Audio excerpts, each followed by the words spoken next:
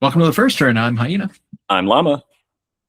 and today I think we may have had a pretty big preview that we're going to talk about today. Yeah. For Games Workshop. Who did oh, it was Games Workshop. Okay. Yeah. I believe. I think correct if I'm wrong, but yeah, big summer preview. Is that? Yeah. Right. There's like what's their War Machine? What's their game? War Sword? No, what is it? War Sword, right. Battle Warhammer. That's it. We got there. Yeah. So yeah, we had the big summer preview this week, which was very short notice, by the way. And here we were talking about this here on Sunday. Already with the next week's preview, we've got some of the stuff showed off in that preview is up for pre-order next weekend already. That's wild. So I mean, to me, that kind of makes sense that they had to kind of give us really short notice to get this preview out because they wanted to get their release windows set up, in the very short term. Yeah. And maybe they needed to let people know stuff was coming before it goes up for pre-order. This is the last chance they had. They didn't want it to feel like the Kirby years where nobody heard anything, and then all of a sudden it was like up for pre-order, brand new army you didn't know anything about, and so no one, stores or customer likewise, could prepare. I think they should do that one time though, where it should be like a pre-order window for something they've just not talked about, and it's 10 kits. People are like, "Where did this?" And no one's rumored it. Yeah, right. Yeah, I think it'd be kept hilarious. It under lock and key. Well, so for whatever the reason is, whether there was something that before was delayed and they needed to hurry up to fix a release schedule, we don't know. But at least, and we'll get to that in a second, the old world stuff now is already announced for pre-order. But let's start with perhaps the stuff that's maybe a little auxiliary to us or to most people. There was updates from most of their systems. Legions Imperialis, which I don't really play.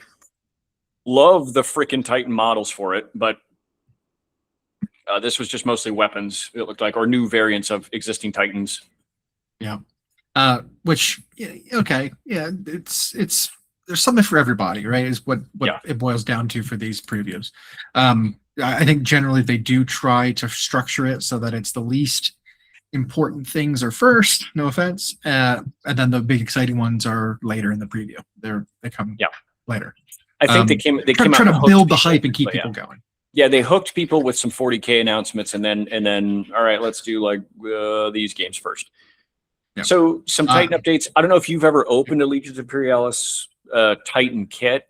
They are hyper detailed, and like the little Marines, there's issues trying to get those detailed. But as far as the Titans go, they are so detailed and so sharp and so fine, but they're like advanced kits to put together. They like that Warlord Titan's got like 180 bits or whatever, and they're little. It's like all this little stuff that adds up to a great big. So yeah, it's lots of cables and like handles you need to put on with railings railings, with like tweezers and stuff. Yeah. But so cool. I know people play them. I know the category has gotten more popular at Golden Demon, so good for them. You've got all your Titan variants. Yeah. We also got to see some of call it the specialist section, right? Because it was Titans, it was Blood Bowl, which we got 3 of the bigger characters are getting kind of updated. You've got your very classic models. Yeah. Your Minotaur, which like a lot of these kits already have kits, but they're all resin, right, from Forge World.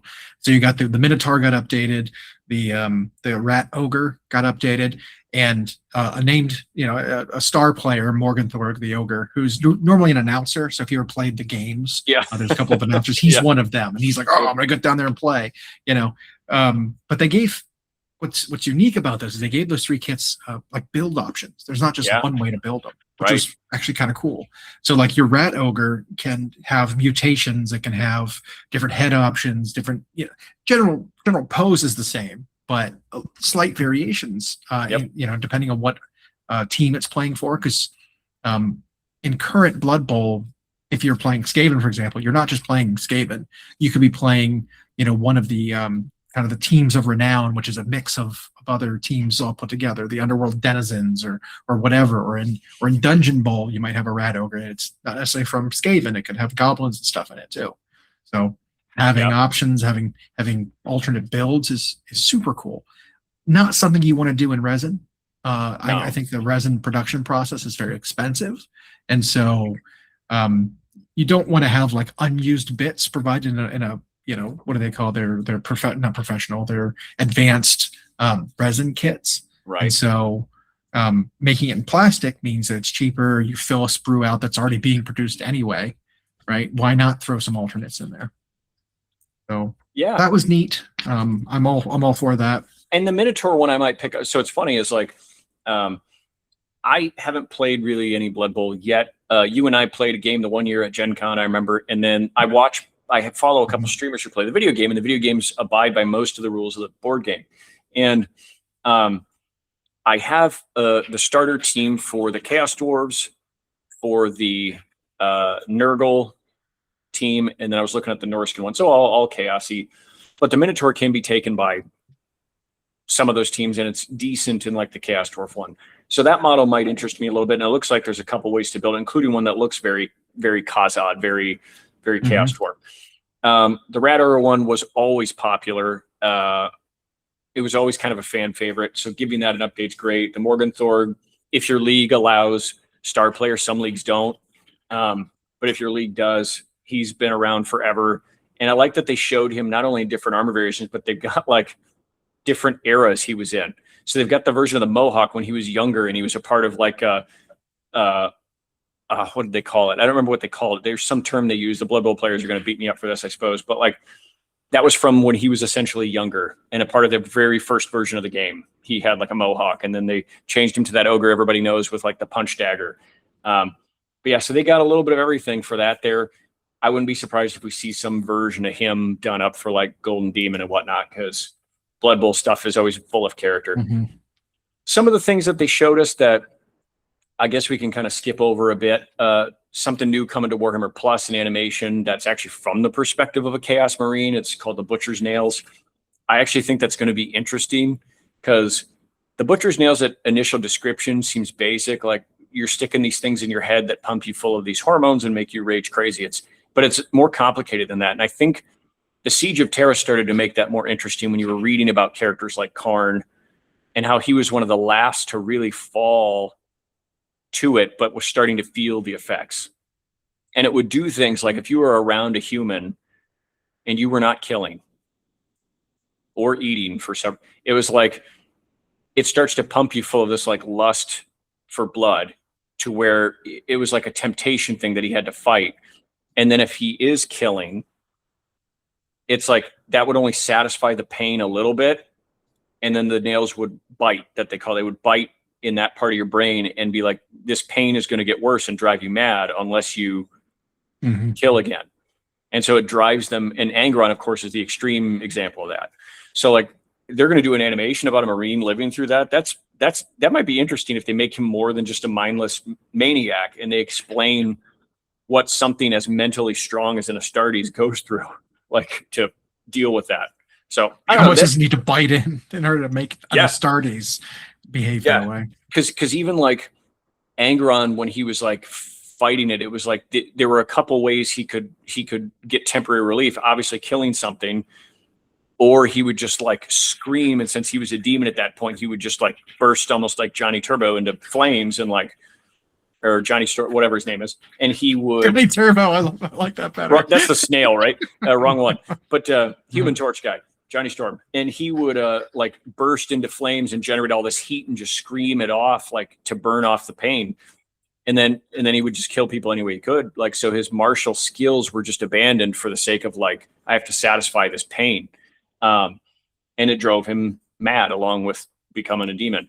So like, I don't know. I think it could be really interesting depending on how it's done. A lot of these things they only do like 3 episodes, but they're really good 3 episodes. So I love more content from that. I like to put it on in the background or something, or put it on while I'm painting. So I don't know. That's okay. Yeah. New edition. I think the first big thing that they actually showed off was the Necromunda new edition. They're kind of redoing the original starter box for Necromunda, Underhive skirmish box, where it was the Goliath versus the Clan Escher. who are the Clan Escher, right? Is that the one? The ladies? Yeah, Escher and Goliath. Okay. It didn't sound right coming out. But the models in this box look way more characterful, way more interesting than the original ones. They've had, quite a few years of creating Necromunda stuff to learn from, and kind of they've branched off and done their aesthetics for each army and kind of their feel, and so these new boxes are a good mix of all the stuff that's come before. Way more, tempting to pick this one up than that original box. It is, and credit to the heavy metal team, and I think I'm going to say that for a few of the things we're talking about today is like, again, they're upping their paint job, because these Escher, they really leaned into some volumes and some color theory that they usually don't see from their team. It's less boring, a little more risk taking. I think they know what era we're in as far as the painting goes, and they have to do more than just highlight the details. For sure. And the scale, of course, is better. They do human scale better than ever. Goliath, of course, are different in that they're like marine size because they're on all these like drugs. And but I saw some people in the chat, because there's always complainers with everything they show, right? And they were like, why do they need to give us new rules for Necromunda? That means we have to buy all this stuff. It's like, well, so first of all, the last set of rules when they brought the game back is like 10 years old now. That's the first thing. Second, you have new players all the time that play other games or have never played miniature games, and they go to take an interest, and then it's very complicated to walk into the middle. Imagine you have to go and buy all the different gang books through all the seasons, and you got to get like that was one thing we wanted to play last year, get back into Necromunda, but it was like, okay, well, what books? Even as a seasoned player, it's like, okay, well, what books do I need? What's the most current? Because you've got, when your gang comes out and gets its own update, it's different than the index that they had. The gang gets an update, and then they get an update again for like the advanced stuff and like the mercenaries and the leaders and all this stuff. So you have another supplement. It's like, okay, so where do I get this stuff? Oh, this isn't available anymore. How do I get the rule? Oh yeah, I go through this. I get to. And then Ash Waste comes out and changes the way all your gangs can play. And it's like, so I understand why they have to. I know there's a business reason why they make new editions of their games all the time, but it's like when a video game has to do a new DLC or a new version of the game, like engines change, technology changes, the rules become so bloated and whatever that they have to like. And so whatever, I'm fine. New edition of the game, release the 2 classic gangs with very cool and updated looking models, and terrain, by the way. Necromunda terrain's always been cool looking to me. So yeah, I think this is great. You're right. I think that was the first big announcement of the day. A new edition for that. In addition to that, though, like the new edition was a new core book, right, of how to play, new tactics and all that. But they're also doing 2 new index books that compile all the rules into 2, right? One for the Underhive gangs, and then one for everything that comes from the Outlands. Yeah. So you've got your 2 books there, basically the core book and the expansion. But I don't even notice this too. They're going to be coming out with 6 new army boxes.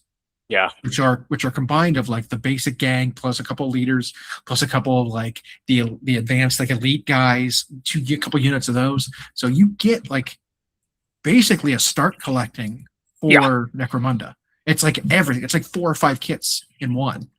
And they've not really done that before. Because while Necromunda is one of those skirmish games where you only play with a small group of guys at a time, you'll obviously own more models than just the one box, right? Like any game that claims to just be one box, it's true. There are a lot of games that are, but you will buy the other models because you want to swap out what you want to play, right? Short of Underworlds, which isn't a list building game. And like, well, I mean, because you play campaigns, right? Your units die and you upgrade and you get a new gang that may be different than the one you lost. You upgrade a guy. Maybe you've got different mission types. You need fast movers. You don't need heavy hitters, and like.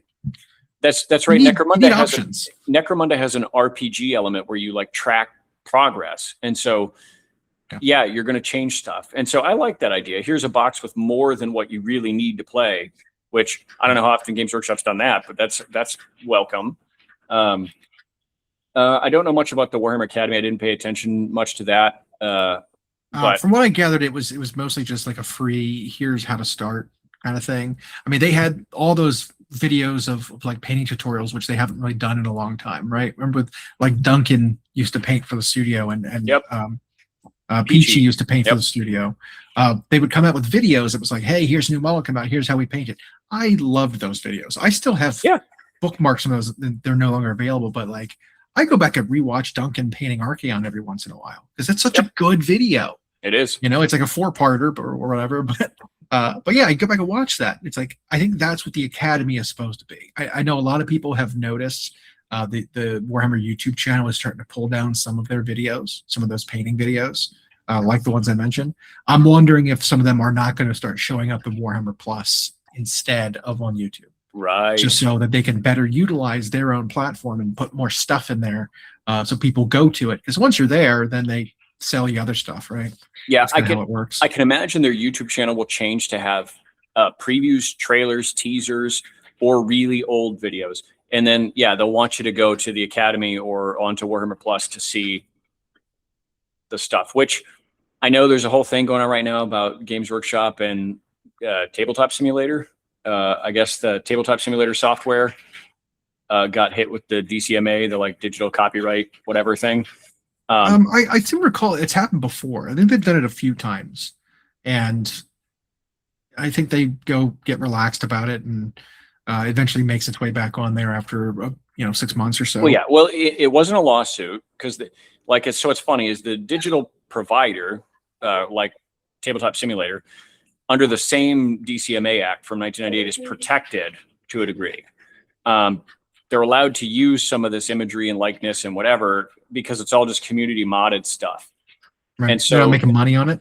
Right. And so they can't get sued or anything, but Games Workshop or any company can say to protect IP, you can't use like direct images from our website, or you can't use the same names, or sometimes I think it's the point cost that they get most fidgety about.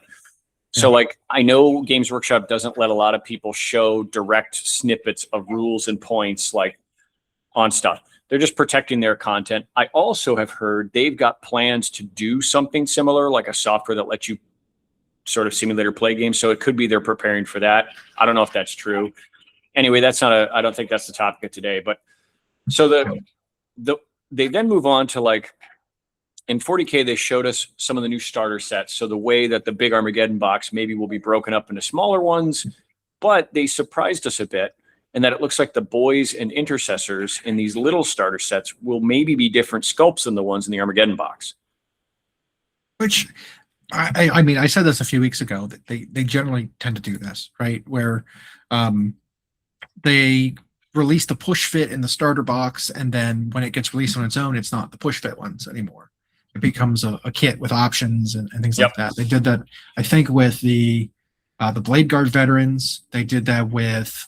They did it with Termagants. The ones in the starter box were only flesh force, yeah. But the data sheet had all these weapons. So there's where Orc Boys players, and I want to make Orc Boys players feel better right now. Orc players were mad because they're like in the Armageddon box and in these starter sets, the boys are just equipped one way.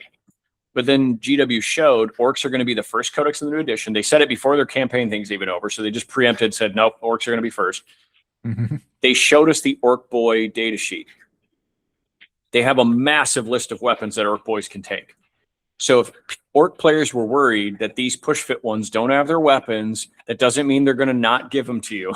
It just means there's probably a standalone Orc Boy kit coming that has all the weapons in it like they did with Termagant. So I think they should calm down. I'm telling you, be excited because it showed they can have like a rocket or a big shooter or something in the unit, but these push fit ones don't have that. I like pretty much every unit though, by the way, was like that. Yeah. Stern Guard were like that. I think the Vanguard vets will likely be like that as well. They picked one way in the box, coming out. They have all kinds of. I'm not worried about it.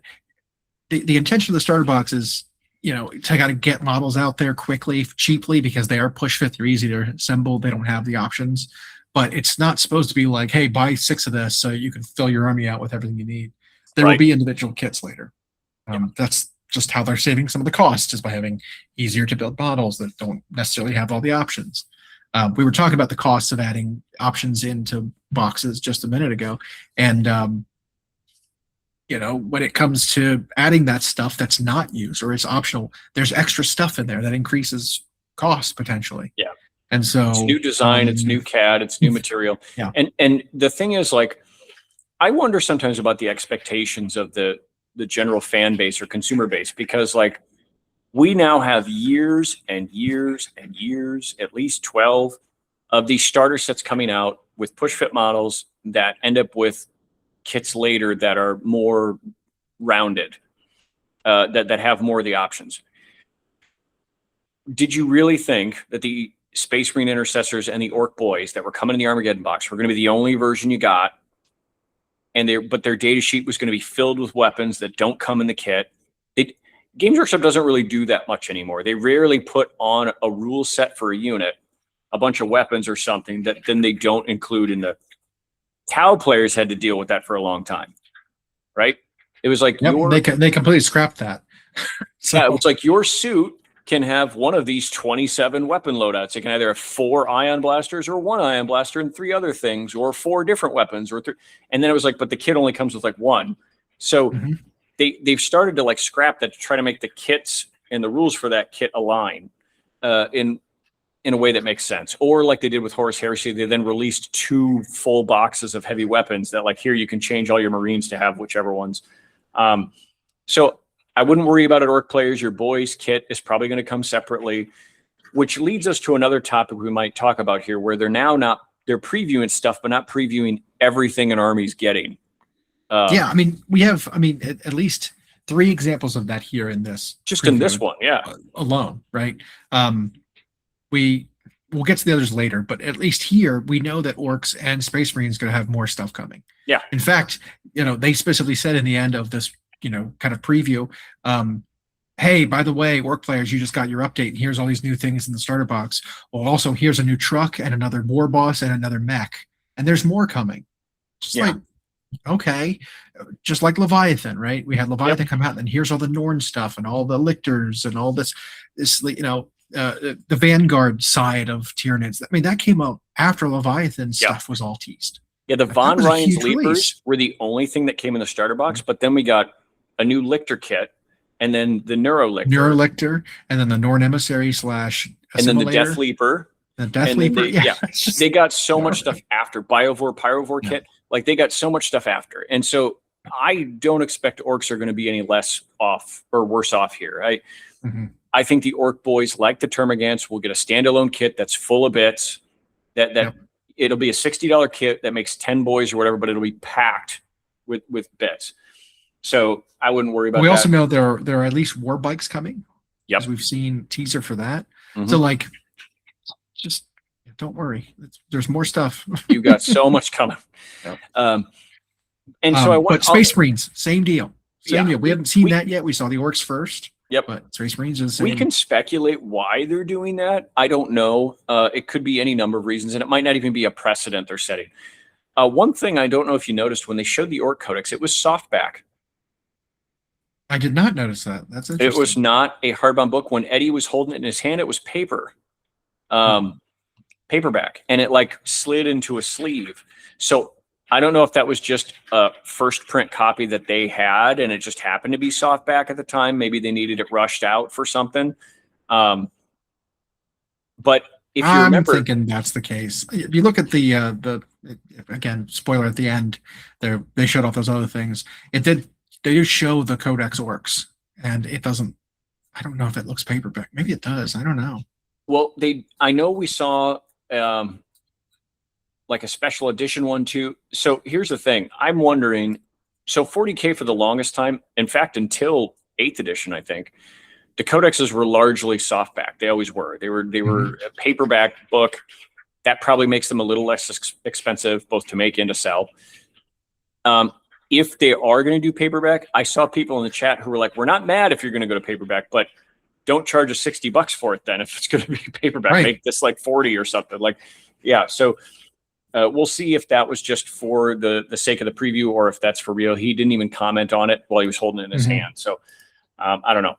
I do like in Age of Sigmar, however, that they've done the like gamer edition version of a book where you can get the smaller.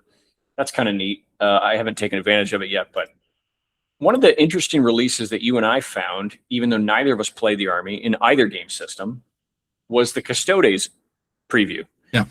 Yeah. So like what, 2 months ago, 3 months ago, we had the new custodians release. Yep. They were just your standard guardians, right? Sword and shield or There was a halberd, shield whatever. captain also. Yep. Yeah, and a shield captain, and they were sort of better proportioned, thinner, highly detailed custodian models. They They said, were "Hey, beautiful, these are for really great. these are looking. for Horus Yeah. Heresy. These are going to be the custodians for Horus Heresy. You can still you can get these if you want to use them as your custodians for 40K, but they're intended for Horus Heresy." And people are like, "Oh, that's stupid. I'm absolutely going to use these better looking models instead." And they're like, "Yeah, sure, you can totally do that." Well, maybe they got the hint that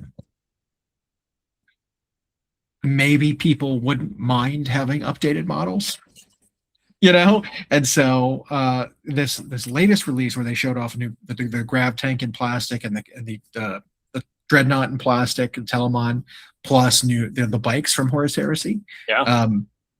The labeling on those boxes specifically calls out this is for Horus Heresy and Warhammer 40K. And Warhammer 40K. Now the box itself looks very Horus Heresy, right? The styling of it, but they did slap the 40K with the silver with the stone colored font. Yeah. So that badge is on there for 40K though, which means to me, this is an intended box for both systems. And either these bikes will get their own rules or there will be a counts as whatever the bikes are called. Anyway, the 2-man box though, right? Like the current bikes. Maybe these will replace them. Maybe they can be like a stand-in. Maybe they'll be a separate unit. I don't really know how that's going to work. But the numbers add up. The numbers work. The weapon options maybe are exactly the same. And if one army is going to have an update where it spans across the eons, an unchanging army like the Custodes is the one to do it for.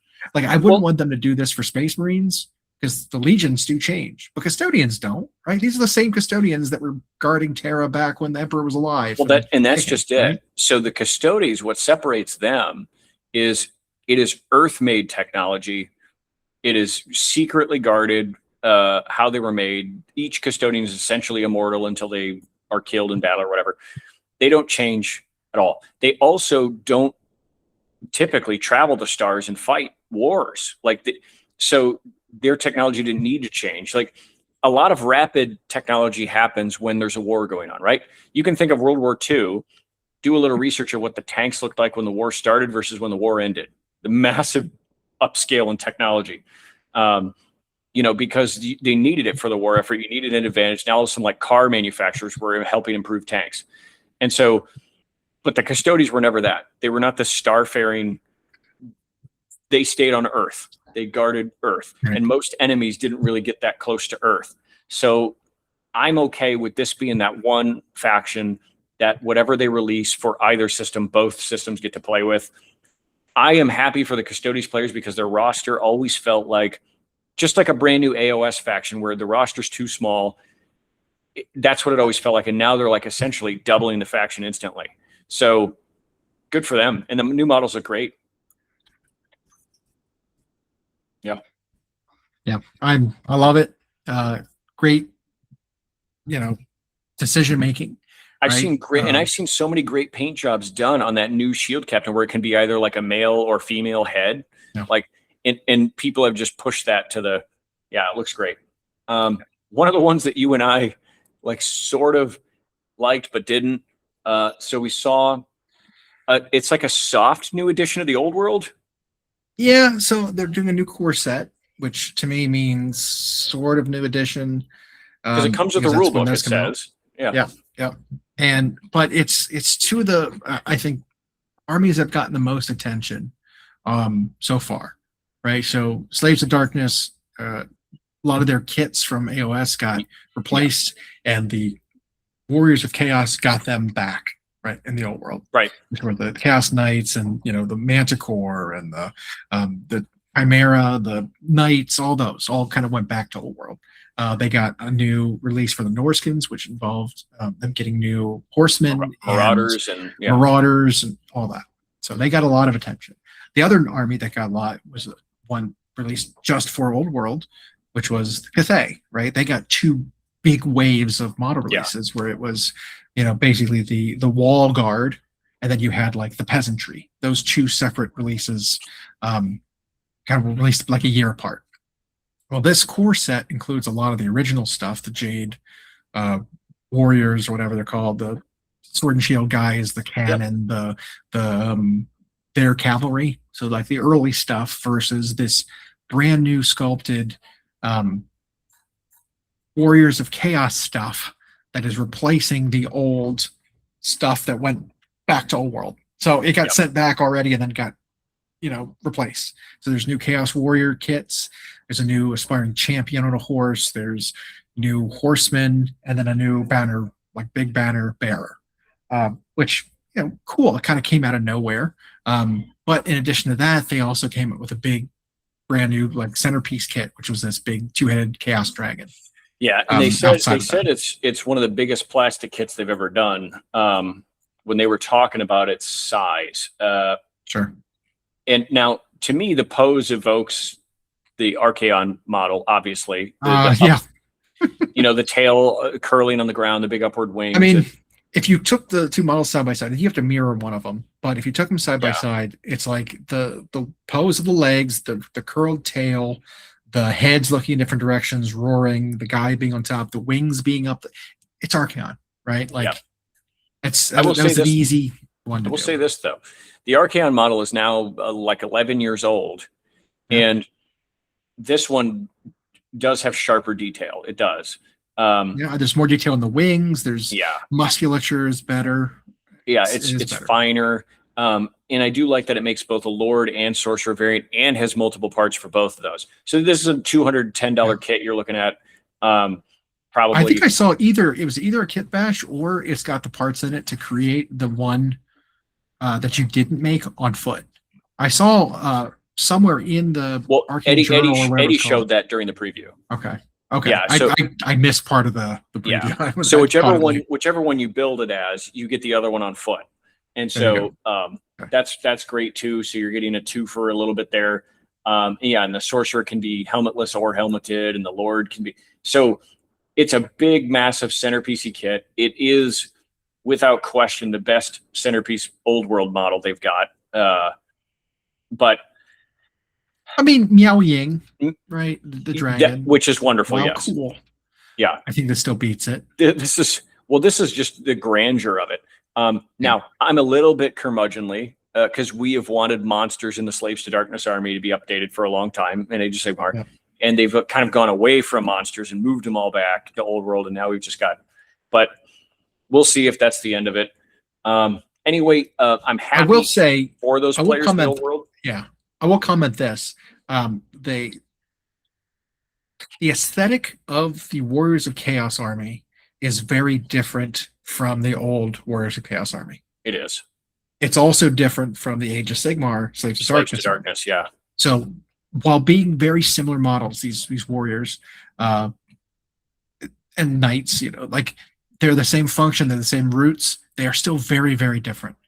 I end up finding myself not, I'm a little envious, right? Because I'd love to have a big centerpiece Chaos Dragon big cool in my Slaves of Darkness army, right? That'd be awesome.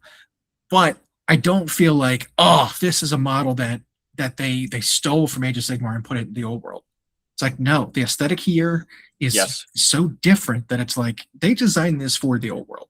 Yep. And while it's very cool, it's actually not to my taste. Like, I prefer the Age of Sigmar looking ones. I do. The old world ones. And so I look at this model, I'm like, it's neat. I might get it, but like, it's not exactly, I don't exactly love it.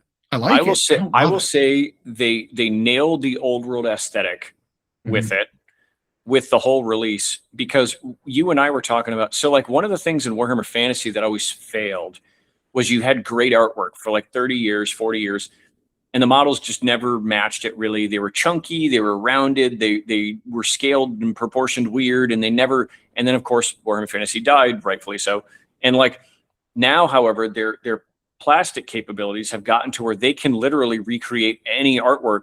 And one of the things they've been doing is this like nostalgic thing where they're like, hey, remember this cool old Mark Gibbons artwork from 1992? Well, or the late John Blanche, like we can now make a model that looks just like that, but it has one more thing. It looks like that, but it is like modern also. It's like a modern take on that.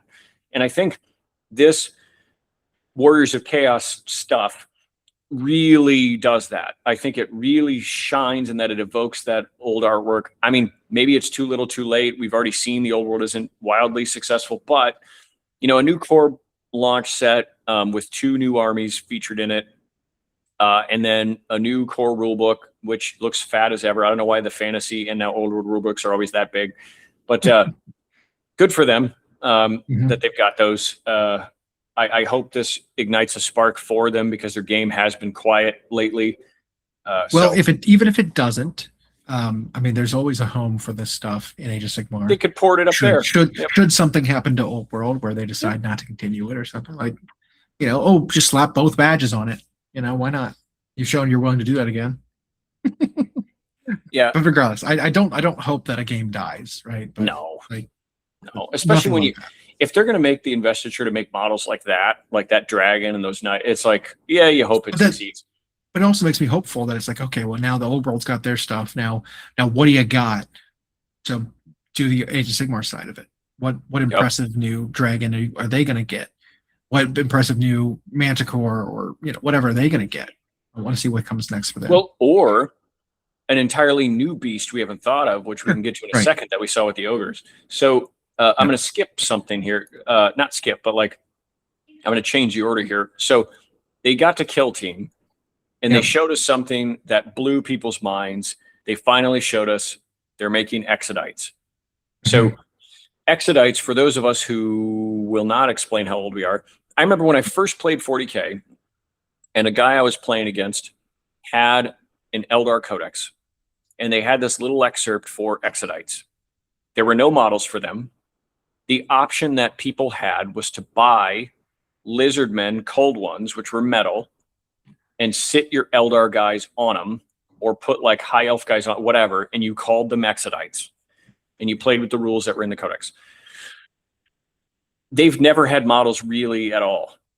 And so people have wanted them, but I also think people just will claim they want something more than they really want it. That's another discussion. But then they showed us this. People lost their shit. The chat blew up like it was 1998 and Stone Cold Steve Austin's music hit. Like they exploded and just went nuts. And so I am happy as can be for those people that they got it. The models to me look fine. We see that the kit's going to make 2 different units, so to speak, and they did say they will have 40K rules. It'll either be this trio of characters or a unit of like Lancer guys, like Shining Spears on dinosaurs. My thought, I think the models look great. I think there's painting opportunity galore, but I also hate it. Yeah. To me, it's like, what a niche thing that you did for a meme, right? Like for a joke.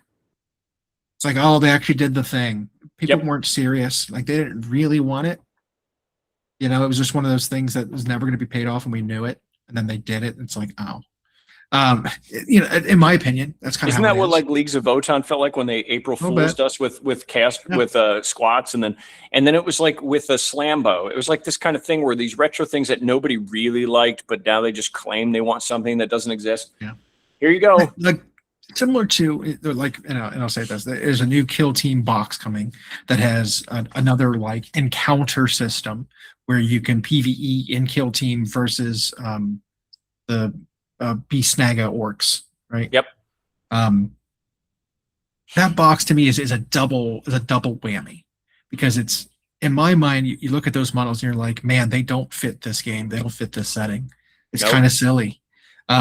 You've got other games and other armies and things like that that could use that type of help, right?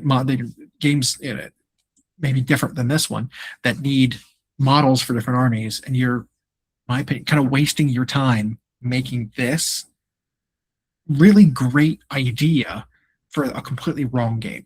I think the Beast Snaga orcs, we've talked about this before, were in that boat where it's like maybe they had an idea to help out Savage orcs in Age of Bone Splitters. Yeah. Bone Splitters. But instead of doing that, they're like, we're actually going to cut Bone Splitters and get rid of them instead. So what we're going to do, let's just send those Let's send ideas pistols over and- to the 40K Yeah, team, right. and have them, fancy them up with high tech, more sci-fi looking bits, and just throw them in with the orcs from 40K. It's like, it's so not fitting. And you I had this don't other think- example of a place where they could have lived, and you scrapped that idea. And I could This, be wrong. to me, could have been the same thing. Because some of the updates they're pulling from really obscure parts of lore, and bringing stuff back, right? I think, and they do that with Total War Warhammer. Even they'll pull the most obscure character and make a DLC out of them. But like, I don't recall Beast Snaga Boys ever existing anywhere in the lore ever, and I could be wrong, but I don't think I am.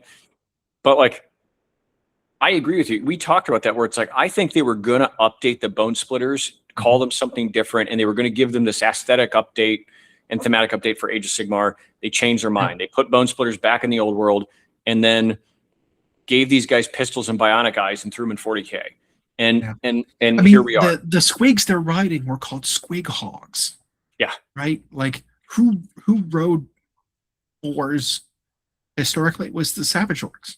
Right? Yep. So okay, so you update them to be not just boars, but squig boars.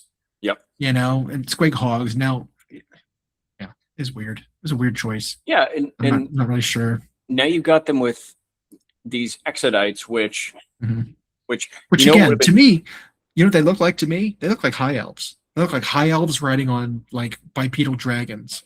And they've got all kinds of examples of that. They look like, if you look at that first model, the clan blade, that thing he's riding looks like it should be airborne. It looks like it's supposed to have wings.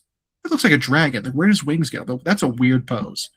That looks exactly like a Stormcast dragon without the wings. Yeah, it's like, so those could have been Lumineth. Those could have been, you could have put a different rider on them and given them to Seraphon, but like, or it could have been, you make them a little shadowier and they go to Daughters of Cain / Malarians elves or whatever. And like, yeah, so it is weird. However, the Exodite people can now stop.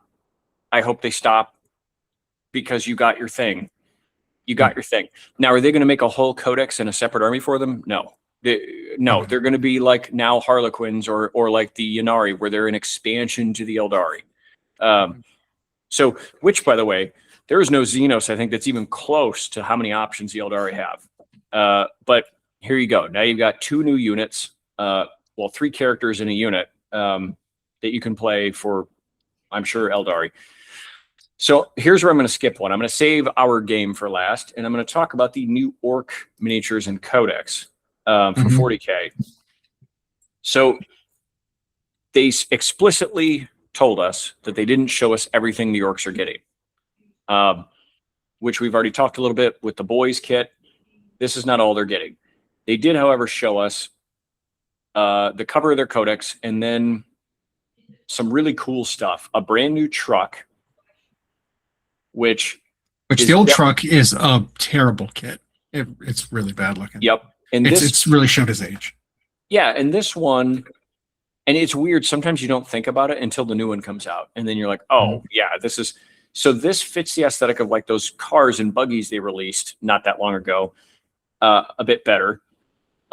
It's got orcs all over it, guns all over it, saws hanging off of it, and all sorts of stuff that just fits orkiness. They're getting a new mech, which is like the hero version of I think they have a big mech, which is like a lord version. So it's like a lord, and this one's like the lieutenant, the hero version, as opposed to the commander version of it. Yeah.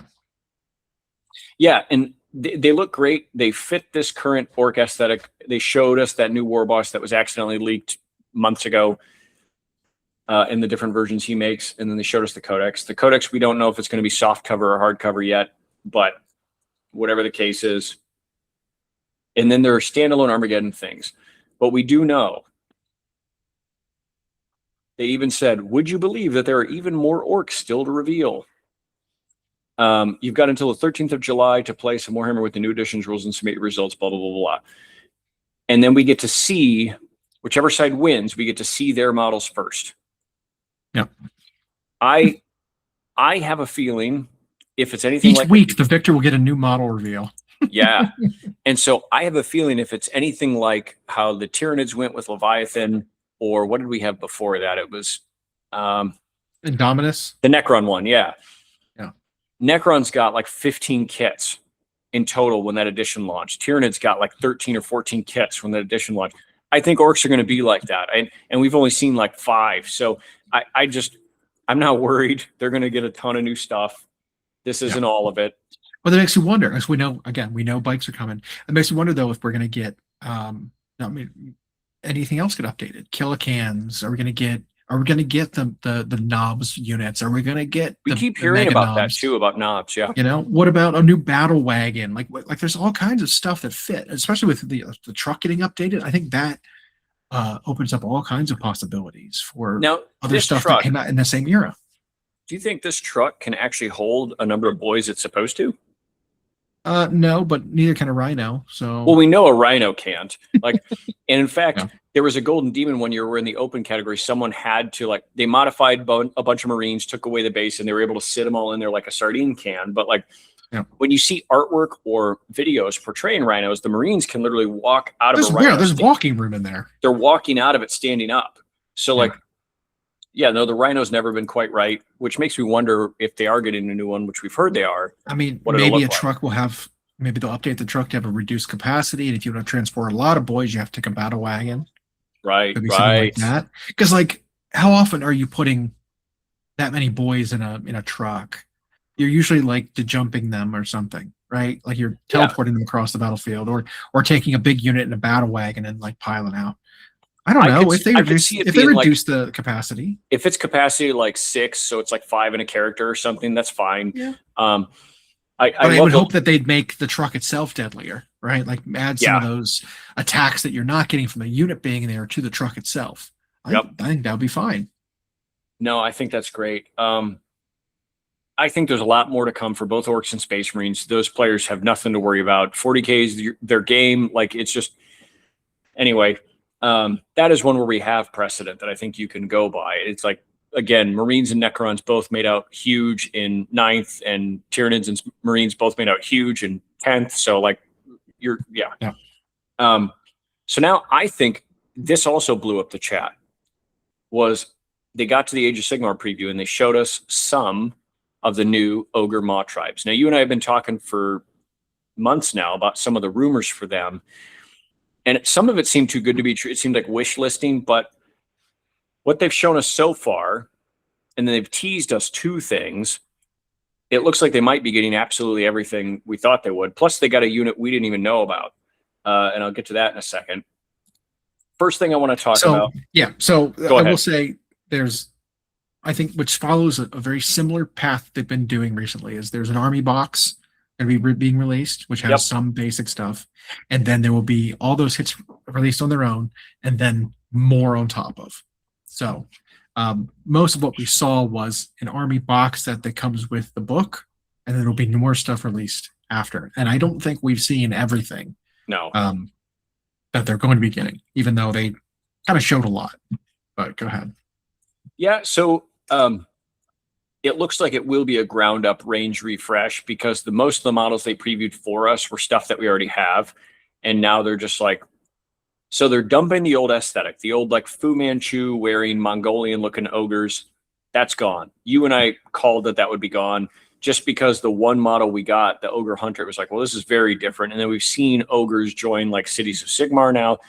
It's this is a very different aesthetic. And they leaned so much into this hunger, into this Maw tribe theme. Now the Tyrant makes 2 versions. He makes the Maw theme, and then he makes the snow sort of what did they call that before they changed the name to Maw tribes? It was the Beast Claw. Yeah, the Beast Claw. He sort of leans into that, right? Where he's got the fur pelts and the cold. They gave him a snowy base and whatever. But his belly thing isn't made of metal. It's made of stitched hide almost. Yeah, and so that kit right there makes 2 very different aesthetically models. And so the legs are probably the same, but the rest of it is well, not even. The left leg our right on the first version they show has like a knee plate. The second one has like this triple bracket. So there's a lot of different That's parts. his hammer. Or his hammer. Yeah. I'm That's guessing his hammer in front of his leg. Yeah. But okay, you're right. Yeah. So instead of a belly plate, he's got belly leather, and instead of a hammer in the right hand, he's got that big cleaver, and instead of a metal standard with horns around it, he's got just teeth and horns. It's made of bone. Yeah. Yeah.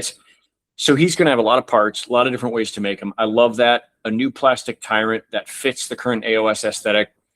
That's perfect. Couldn't really ask for much more from that. The gluttons, which used to be called their bulls. So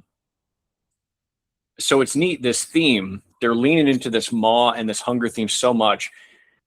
Again, here's where I'm going to come back to the heavy metal team up in their game. They painted these guys to be themed in gore. Like their fists are covered with splattered blood. Like they're the metal. One of the sub factions you could play of ogres back in I think it was 2nd edition, when you would choose a sub faction, was the gore fists.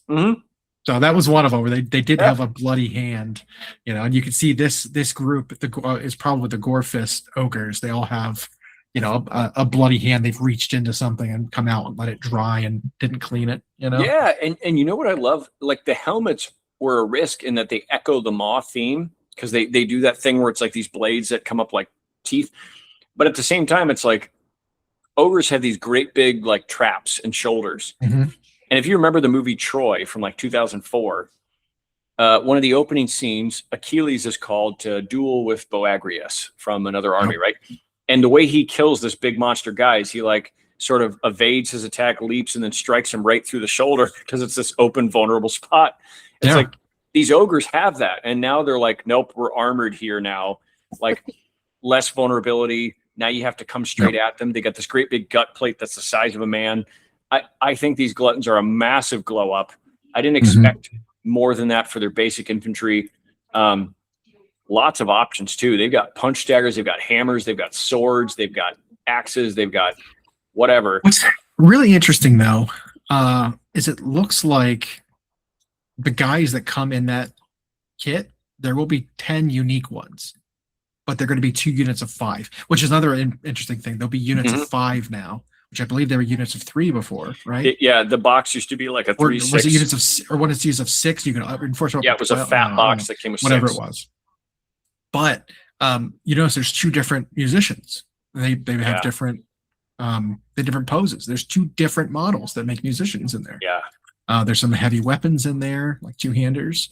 There's no standard, I don't think, unless the champion with his little thing behind is supposed to be a banner bearer and a champion. Maybe that'd be interesting. But it's very much a here's 10 unique models that are supposed to be coming in this kit. Probably will not make anything else, so it won't be other. They'll be mono pose. Yeah, and maybe we'll see them later be released, and they've got all those options available. But I do think it was interesting though that it was 2 maybe same kits, different sculpted poses. Yeah, well, they said in this starter box that they're releasing, there's going to be 10 gluttons total in it. So it could be that it's 5 that just comes with options.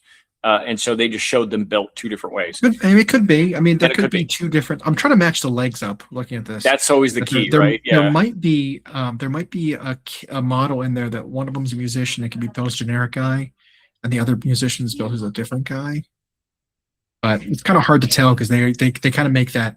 They're kind of clever about that now. They make it a little harder to see. They'll paint them different, pose them different. No, actually, I think it is 2 units of the same 5 guys with multiple bits. Yeah, and then they showed us Iron Guts, which anyone who knows, those are the elite great weapon wielding, the chosen equivalent, and they look. Can I say they look awesome? By the way, yeah. They're almost they almost look a little Asian inspired. I mean, the whole I ogre love that army second for one a long time, where he's got the long handle with the blade on it. That I love that that design. It's almost like a Nadachi. And like I said, they look a little Asian. They almost. And you got a 2-handed mallet for the one. Yeah. I think those are great, and we don't know if they're then going to break them off into a separate kit that's different.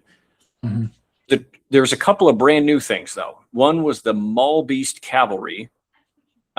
So this is where I've got commentary on what I think might be coming to Age of Sigmar in terms of beasts and monsters. And we saw it with I think they used Stormcast as like the testing ground for a lot of different beasts early on. And then we've seen them cut some of the Stormcast roster. And then now we're seeing weirder stuff appear in other armies. So traditionally they had Mournfang Cavalry and they had the Forge World Rhinox Cavalry. So those were typically beasts that had either tusks or horns, and they were exactly what you thought. They were hairy like an ox, but they had horns like a rhino. They made a totally new creature. This looks like something in like Star Wars or something. But I dig it. I think this is, first of all, they're huge. They had them on the table during the preview event. These are massive dudes. They're I think bigger than Varangard. They've got these great big weapons, 2 unique, super cool beasts. So they're going to be, I'm guessing, units of 2 reinforced to 4. And then they make an alternate unit called Maul Beast Raiders, which are lighter armored skirmisher or scouting units. Yep. So they've got big crossbows on them. Yeah. So fitting that hunter aesthetic. Yeah. So while the one unit might kind of replace Mournfangs, right? We might not I'm have guessing they Mournfangs do in the book anymore. I don't think it would be too crazy to proxy your Mournfangs as these guys. No. I don't think the size difference is going to be No, I think you're right. I think the base size is even the same. I think you could use your Mournfang as these until you eventually get the models. Or if you just want to use your Mournfang, use your Mournfang. Right. But I love that it's a dual kit. Theming your army around, are you following the winter? You following the Maul? Right. These are my winter themed Maul beasts. They're just Mournfang Cav. I was so excited for these because and then seeing that it's a dual kit, I always think it's a missed opportunity when GW makes infantry or cavalry or a stock vehicle and it doesn't make more than one thing. It's like you can get extra data sheets for free or extra war scrolls for free by just doing that. And so now it also makes this like lightly armored, fast moving or scout moving guys with crossbows and birds. And I think that's great. It looks like the beasts themselves are otherwise largely the same. It looks like the heads are interchangeable to the body, however, which is what they did there. Yeah, I noticed that too. And then we get our first of what is rumored to be multiple named characters for the Ogre Maw tribes. Red the Maw, fitting. And did you notice the design of that cauldron? It looks like intestines.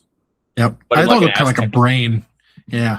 Both, yeah. So the next unit we're going to get to, you'll see some of them look like intestines and some look like a brain, but it's that whole eating human organs or eating whatever flesh. And I love, this is another one of those catacros or glutos type models where it's a diorama all in one.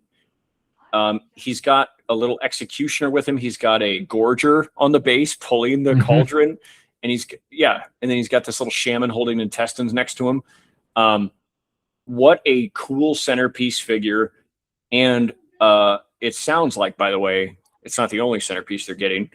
That is one massive pie plate he's standing on, though. I'll be interested to see how he works. What a cool character. I love the basic name, Red the Maw, High Slaughtermaster. And he's going to be released apart from that main box set, of course. And then they showed us a couple other things that will be too. One of which is the new standalone Butcher kit. And a Butcher, is that their spellcaster? Yeah. Yeah. And again, heavy metal too, right? It was the Butcher and the Slaughtermaster were both units that were like wizards. I believe. And again, credit to the heavy metal team, because look how gory his apron is. Yeah. Like they allowed them to go a little bit dark here with this. And this is one of the first times they did that. I remember was Corn Bloodbound. The Blood Reavers are like these cannibals. And I didn't think they leaned into that enough. They didn't explain the lore enough. They didn't paint them that way. But Age of Sigmar is a lot darker than people think. It's not this bubbly high fantasy. It's high fantasy, but it's like they're really dark. Every story we talked about with the Flesh Eater courts or a single Vargeist terrorizing a town or whatever it was, and now you've got an army like this. I don't know. I think there's some really cool elements for people who like that sort of thing. It looks like he has his classic executioner helm, or you can go bareheaded with the like top knot. Mm-hmm. Really cool looking model. I wonder what base size he's standing on, because he's pretty bloated. Be a 50. Yeah, it might be a 50 or even a 60. And then this unit was my favorite of the whole thing. The next one. This is a totally new unit. And this is another, by the way, dual kit. This kit makes two different units, actually. So the cleavers, which I don't think we had those for before.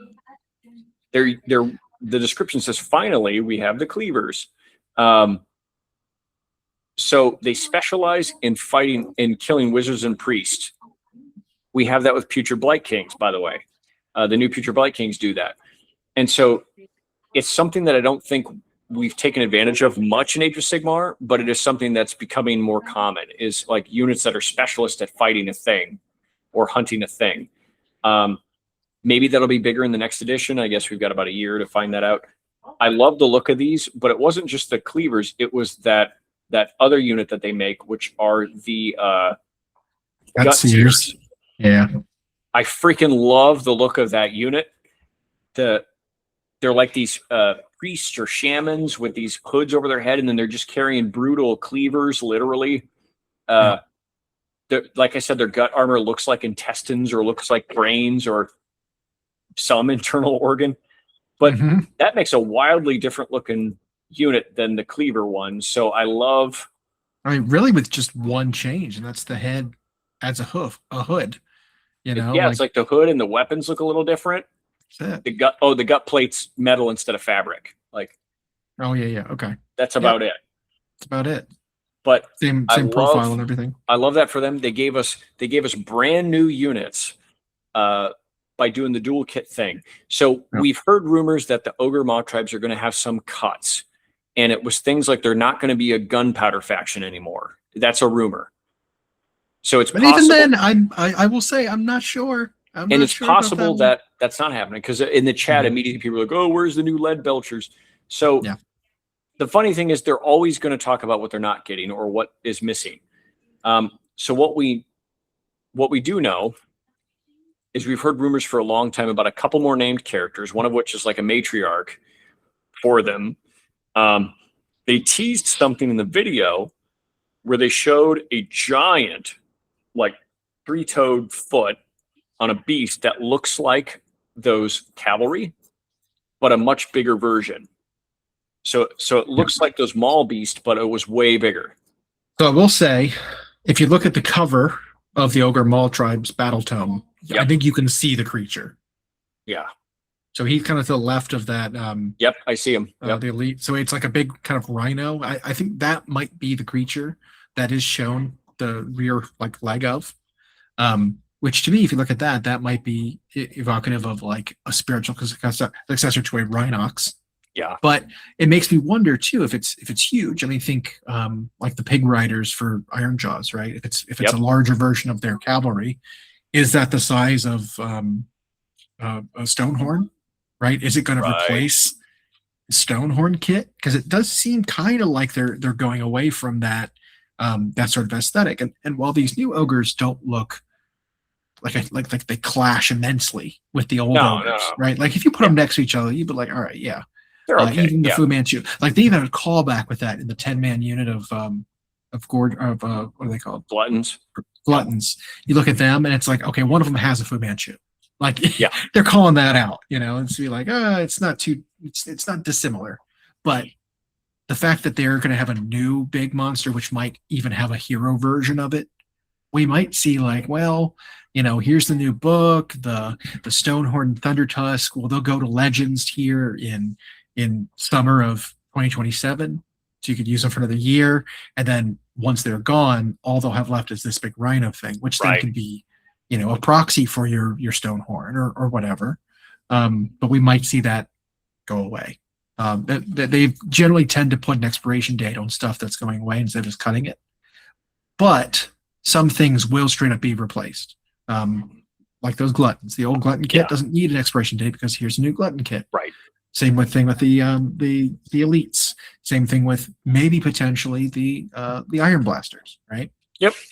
So because we've heard, so just so you Yeah. know, I mean, they even said after, so they not only teased the three-toed foot of a big beast, which I think you're right. I think it's going to be that thing, and it's probably going to be a kit that makes some named character, because we've heard there's going to be a mounted Perhaps. named character on a big monster, and then it might make a generic version of that. So it's probably like a tyrant or something similar. It might even be 3. It might be a named character, it might be a generic hero, and it might be a Beast Rider version of it that isn't it. That's just a behemoth, not a hero. Might be a hunter on there or something. We could see that going a lot of ways. I mean, we did hear that there were hunters equivalent being added to the army. We see these 2 cavalry hunters, right? Yep. But maybe there's a foot unit that leans into the more huntery side of, where in fact, kind of supplants the beast claws. You make a really good point. In fact, I wouldn't be surprised if that monster makes 3 things, like a hunter variant, a regular ogre melee variant, and then a named character. And then we get another unit that is a hunter unit that's got like crossbows and then maybe dual kits or something.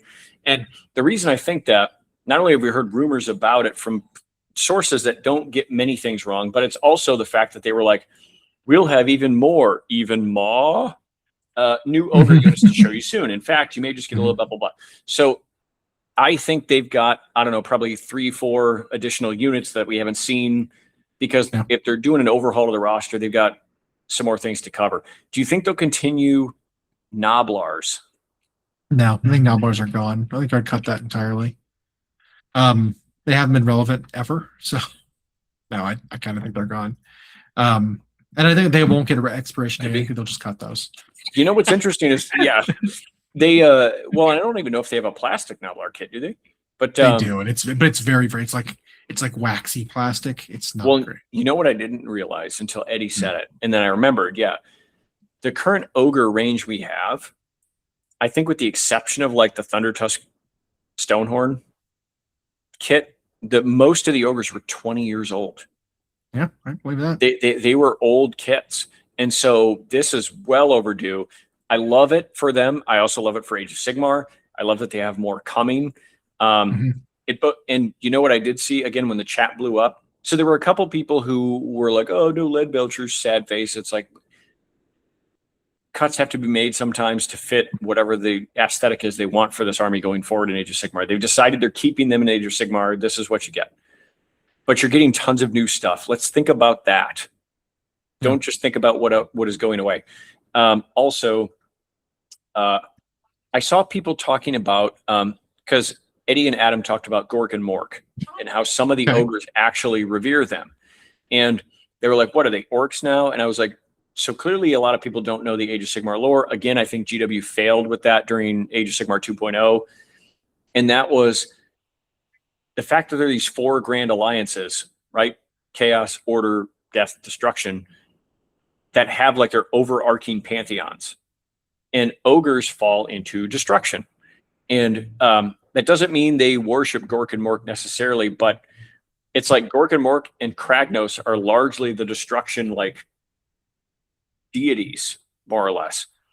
And so a lot of the factions do in some respect revere them or worship them, or they are still destruction, but they hate them, right? They've been doing that more too, where it's like these dark elves are daughters of Cain, but they hate Marathi, so they follow the Crone or they follow Malarian or whatever. But like that's how Age of Sigmar, the Mortal Realms, is divided up that way, kind of. So yeah, the ogres do to some degree revere Gork and Mork. And what do Gork and Mork value? They value war, they value destruction. And ogres are good at that. So I don't know. I don't think that's that weird. So I don't know. This is really good. It also makes me believe that since this army is coming out so late in the edition, with less than 12 months until we're possibly seeing a new Age of Sigmar edition, I think the lore in the book is going to be important because it might point to stuff that's coming. It might point to where the setting is. And then we'll find out if some of those radical rumors about, the last world or whatever are actually coming true. True. The aesthetic to me still feels very Age of Sigmar. these ogre models just fit so much better into the setting. Yeah. Yeah, I will say also, kind of teasing it and what more is to come for them. There was kind of a spread photo of like the different data cards, and there were a couple of spoilers on there, which I think is where some of the rumors come from. Spoiler. Ogre Maltribe's War Scroll is a Tyrant on Glutton Horn. Maybe that's what it's called. Tyrant on Glut Horn, which I think is the big. That could be, yeah. The big mount. Might be a Glut Horn, but then there's also one that's interesting that you can't really make out, and I guess it's kind of like vignette style, angle edges are blurry, but it clearly says on as one of the rules, any shooting phase, ogre made ammunition. Choose the unit's blast belch, whatever that is. Okay. Which might be a gun, right? A shooting attack. And it gets D6 plus 2 shots instead of D3 plus 1 or D3 plus 2. Right. So it's like that sounds like a lead belcher to me. Maybe it won't be called a lead belcher. Maybe it'll be called a blast belch. Right. Yeah. Ogre blast belchers or something. Something like that might actually be a replacement for your lead belcher unit that's getting updated. I wouldn't be surprised by that, which could be cool to see. Maybe you will have sort of the classic ogre style and then more of the huntery style Beastclaw Raiders, aesthetic. Maybe it'll be 2 separate units, one scouty, one's just artillery. So maybe we won't lose some of the stuff. Maybe we'll get more than we thought we were going to. There is also the rumors about, like you said, 2 new named characters, one on a big beastie, one might be a foot guy who leads another classic example of ogre culture, which was the man-eaters with the mercenaries. We haven't had man-eater mercenaries in a long time. They were all fine cast, by a single thing, and then make a unit of 3 out of them. It was awful. But I think the lady ogre named character was supposed to be a man-eater style character, which means to me says man-eaters are coming along with the mercenary ogres. She's called like the daughter of Glob, and she's like a female man-eater. I wouldn't be surprised then. So someone definitively said the words 4 more kits to reveal. Okay. I don't know. 4 more kits could also mean 7 war scrolls. You know what I mean? It could mean 7 or 8 war scrolls. Yeah, exactly. So whatever the case is, I think this is great. Any Age of Sigmar release I geek out about, even when it's not my army. I just do. Yeah. What's been like universally accepted, and I mean, we think so too. We're biased, but it's like Age of Sigmar just has the best models, period. And the game to me has been the most fun to play. In fact, I don't play games that often, which is a joke among the hobbyists who know me. But in my local shop, there's a guy who was like, "Hey, the new General's Handbook comes out like July 1st. Do you want to get in? Do you want to get in the game?" I had someone message me that. Someone who took one of my painting classes, actually. And so I was like, yeah, that sounds good. I think the new General's Handbook, shake the rust off and find out how it still feels. Because I don't know, the game was always so fast, and like the objective system was really fun, and the card system was really fun, and like, so I don't know. I'm just excited when I see new stuff for any of the armies, and the fact that you and I beat the dead horse all the time. No, any equestrians out there? I was not talking about your horse, but it's like anytime a faction gets expanded or overhauled to be A, less old world, and B, grows so that it's got more options. I love it when it happens in Age of Sigmar. Not even when it's just my army, but like, so this ogre release to me was the highlight of the event. The chat was certainly really busy on both Twitch and YouTube when the ogre stuff came up. Because they've gone a long time without love. GW made the commitment to keep them in Age of Sigmar. So so here you go. I'm sure that there was a point at which they had to make that call. I think they did it with them, Skaven and Seraphon. I think with those 3 armies, they were sitting there like, do we just port them back or do we keep them? And if we keep them, what are we going to do? And so they gave Skaven, here's a huge model wave of updates. Seraphon last edition, here's a huge model wave of updates. Now ogres, here you go.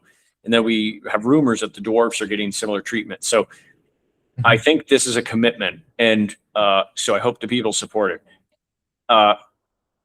Now, you were saying something to me that these ogres, while their theme is eating, consumption, the maw, they didn't quite match the aesthetic you thought they were going to with the update.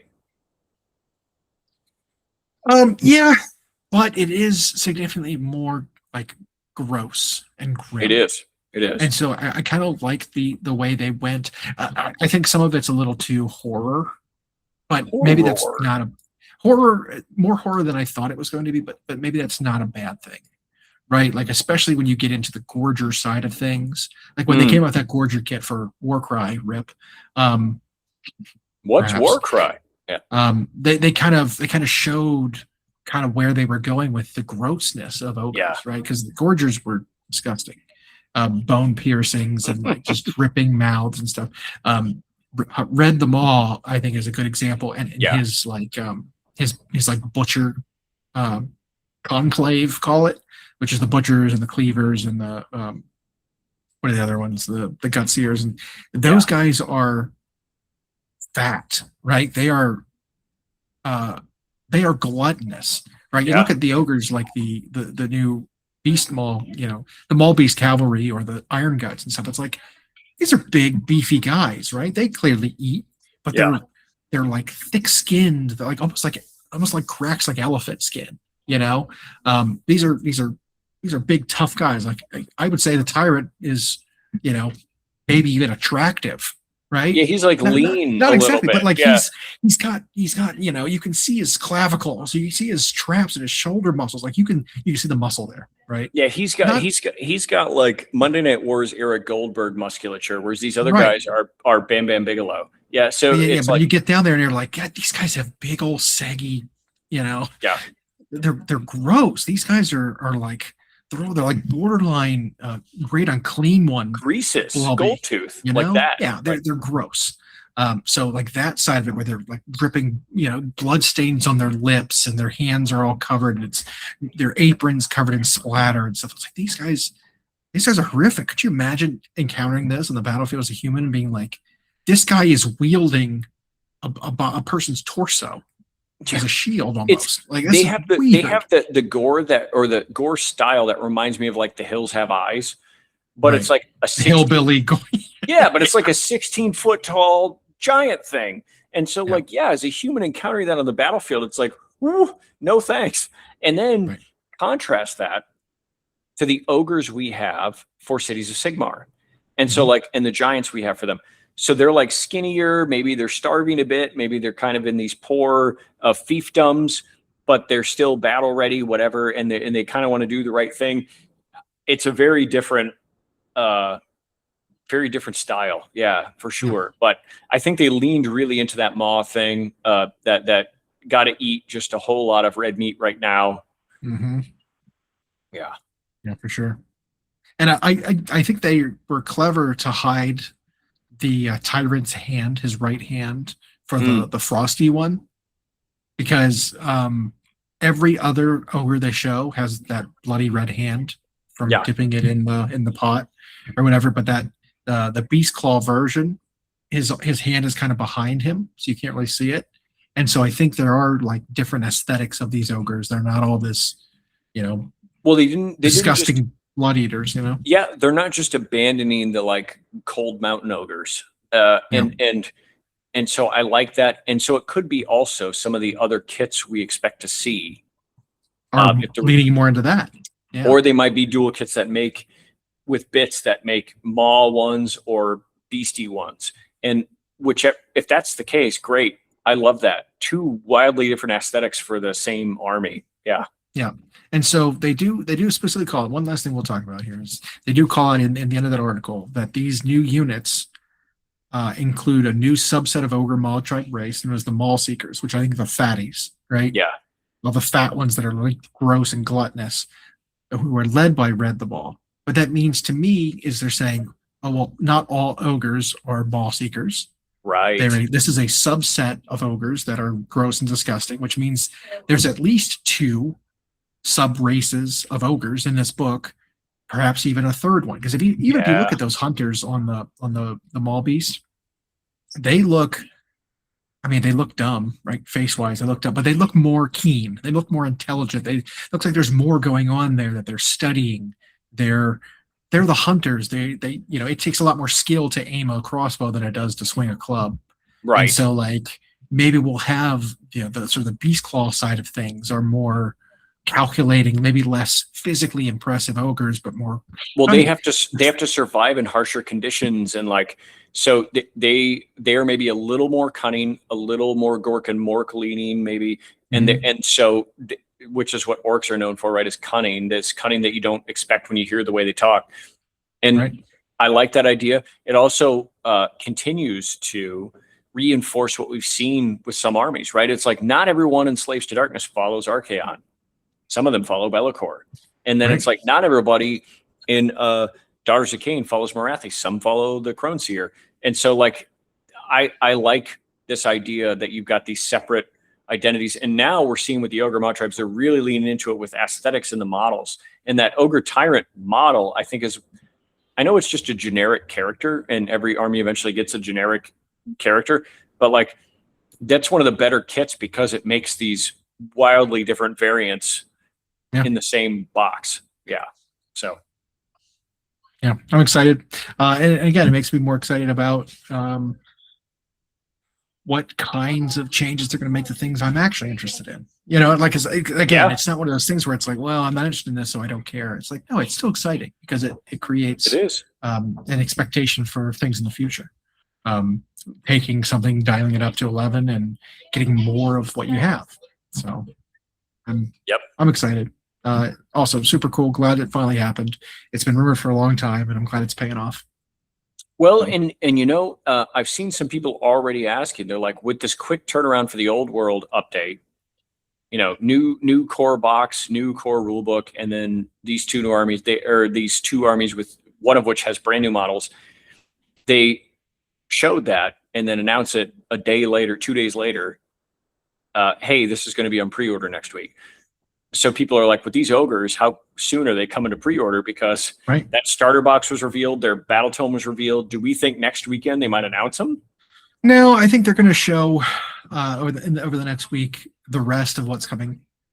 Okay. I think we'll see that before we see the pre-order for this army set.